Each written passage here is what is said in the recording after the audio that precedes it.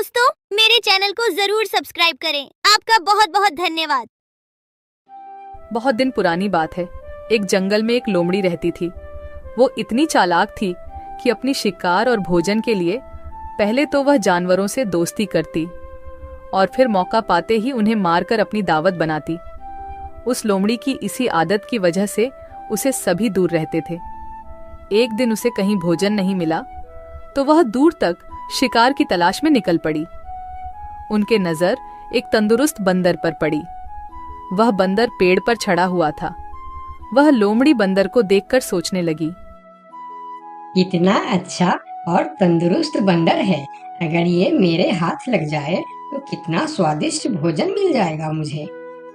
अब लोमड़ी का लालच बढ़ चुका था। वह रोज बंदर को देखता और मौके का इंतजार करता था, लेकिन वह बंदर पेड़ पर ही चढ़ा रहता और वह उनके हाथ नहीं आता। बहुत देर के बाद लोमड़ी के दिमाग में एक सोच आया। ये बंदर ऐसे हाथ नहीं आएगा, कुछ तरकीब सोचनी होगी। और फिर उसने चालाकी और छल करने की सोची। वह बंदर के पास गई और बोलने लगी, अरे बंदर भाई, तुम्हें एक बात पता चली? एक खुशखबरी मिली है सबको जंगल में। खुशखबरी? कैसी खुशखबरी? फिर लोमड़ी ने बड़ी सावधानी से बोली, आकाशवाणी हुई है। भगवान ने कहा है अब इस जंगल में सब एक दूसरे से गले मिलकर एक साथ रहेंगे। अब जंगल में कोई भी जानवर किसी दूसरे जानवर को नुकसान नहीं पहुंचाएगा और ना ही मारकर खाएगा। सब मिलजुल कर हंसी खुशी रहेंगे, एक दूसरे की सहायता करेंगे, कोई किसी पर हमला नहीं करेगा। लेकिन बंदर होशियार था। वह समझ गया, हो ना हो यह लोमड़ी झूठ बोल रही है। फिर बंदर ने लोमड़ी की बातों पर ज्यादा ध्यान नहीं दिया और कहा, ये तो बड़ी अच्छी बात है, पर मैं इसमें क्या कर सकता हूँ? बंदर की ऐसी ठंडी प्रतिक्रिया देख लोमड़ी फिर बोली, अरे भाई, इसी बात पर नीचे तो आओ। आओ ना नीचे, हम गले मिलकर एक दूसरे को बधाई देंगे, खुशियाँ मनाएंगे। बंदर अब लोमड़ी की चालाकी समझ चुका था, इसीलिए वह मुस्कुराते हुए बोला, ठीक है लोमड़ी बहन, लेकिन तुम पहले अपने उस दोस्त से तो गले मिलो जो तुमसे गले मिलने के लिए खुशी खुशी इसी तरफ दौड़े आ रहे हैं।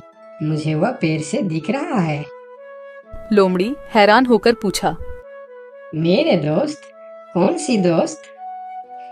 अरे लोमड़ी बहन, शिकारी कुत्ते, वह भी तो हमारे दोस्त ही है ना।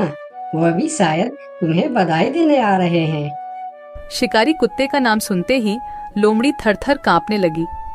वह बहुत डर गई, क्योंकि उसे लगा अगर हम यहाँ थोड़ी देर और रुकेंगे तो यह बंदर भले ही हमारे शिकार बने न बने, लेकिन मैं उस शिकारी कुत्ते का शिकार जरूर बन जाऊंगी।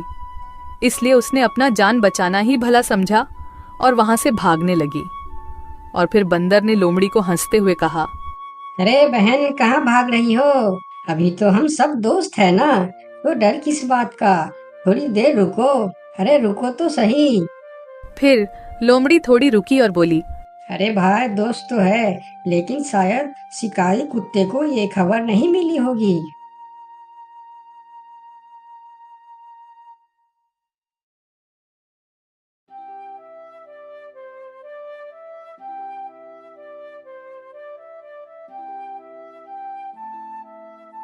एक समय की बात है, लक्ष्मीपुर के जंगल में बहुत से पशु पक्षी रहा करते थे।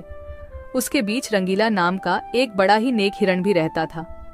वह बहुत ही मेहनती, मिलनसार और परोपकारी था। वह अपने मन, कर्म और वचन से सबका ख्याल रखता था। किसी का स्वास्थ्य खराब होने पर वह हालचाल लेने के साथ साथ उसके उपचार की भी व्यवस्था करता था। वह जहां रहता था वहां अपने मेहनत से चारों तरफ हरियाली रहता था। एक बार रंगीला स्वयं बीमार पड़ गया। उसे ऐसा बुखार चढ़ा कि उतरने का नाम ही नहीं ले रहा था। उसने स्वयं कुछ जड़ी बूटियां खाई, लेकिन कोई लाभ नहीं हुआ। उनकी बीमारी की खबर पूरा जंगल में फैल गई थी, लेकिन उसे देखने के लिए कोई नहीं आया। तब उसका मन अधिक मुरझा गया। उसे उठा नहीं जा रहा था। फिर भी वह उठकर थोड़ा आगे आया और उसने देखा कि 2 हिरण उनके इलाके में आ गए थे। वह उनके बड़ी बड़ी हरी हरी घास खा रही थी। उन्होंने जब रंगीला को देखी तो मुस्कुराने लगी। अरे रंगीला, कैसी है तुम्हारी तबीयत? हम लोग तो तुमसे ही मिलने आए हैं, तुम्हारा हालचाल जानने आए हैं। हाँ रंगीला, मैंने सुना तुम्हारी तबीयत बहुत खराब है, तो हमसे रहा नहीं गया, इसीलिए चले आए हैं। अब बताओ, कैसी तबीयत है तुम्हारी? तबीयत में कुछ सुधार नहीं आया है, अब कोई दूसरी दवा लेनी पड़ेगी। हाँ हाँ, अच्छी दवा लेना और अपनी ख्याल रखना। अब तुम आराम करो, हम चलते हैं। रंगीला मुड़कर अपनी घर के तरफ चला गया और इधर दोनों हिरण फिर से रंगीला के इलाके के हरे हरे घास खाने लगी। हमने इस जगह के बारे में जितना सुना था उससे कहीं ज्यादा पाया। रंगीला ने बड़ी मेहनत से ये गुलशन सजाया है।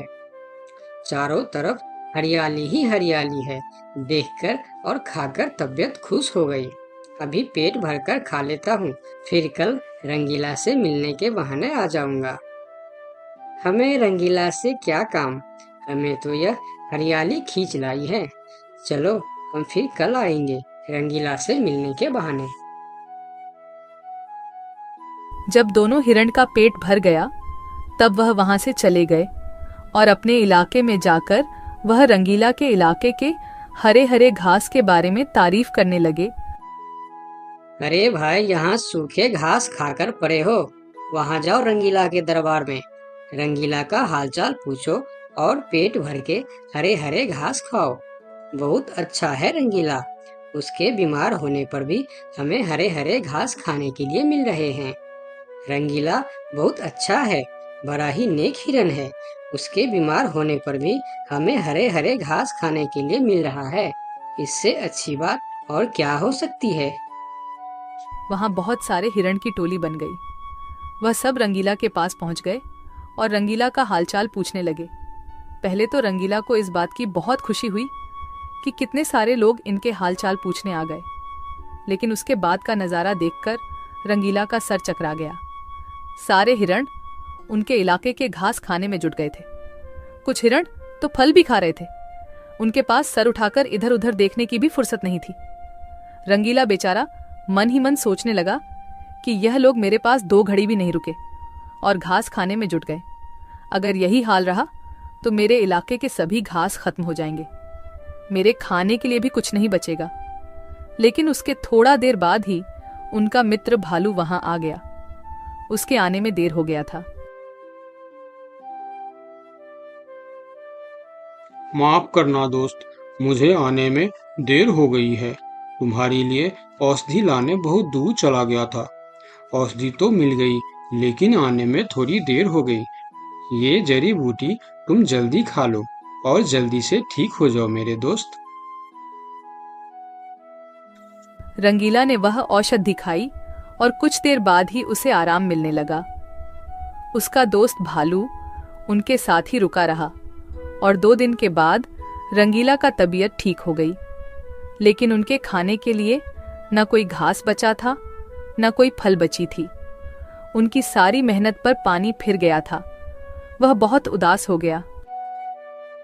दोस्त रंगीला, मैं जानता हूँ ये मतलब का संसार है। ज्यादातर यहाँ सब दोस्ती दिखावा का ही करते हैं। सब अपने फायदे की सोचता है। तुम चिंता मत करो, हम दोनों मिलकर यहाँ फिर से अपना गुलशन सजाएंगे, एक नई दुनिया बनाएंगे।